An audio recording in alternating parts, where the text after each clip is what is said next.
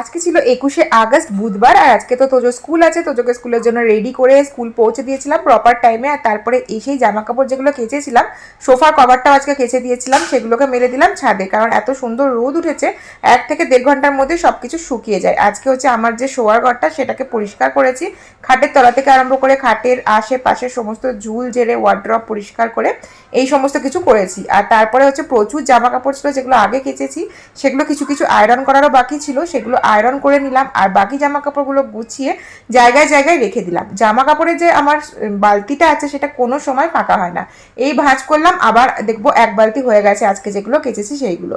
আজকে রান্নায় হয়েছিল ডিমের কারি, আর তার সাথে হয়েছিল হচ্ছে ডাল আর আলু পোস্তর তরকারি। উজ্জ্বল একটু দেরি করেই মাছ এনেছিল, তখন আমার কুক তো চলে গিয়েছিল, সেজন্য মাছের কোনো প্রিপারেশন রান্না করা হয়নি। সেজন্য ভাবলাম গরম গরম মাছ ভাজা হোক, তাহলে তোজোও খেতে পারবে ডাল তরকারির সাথে, আর তার সাথে সাথে আমাদেরও ভালো লাগে মাছ ভাজা খেতে।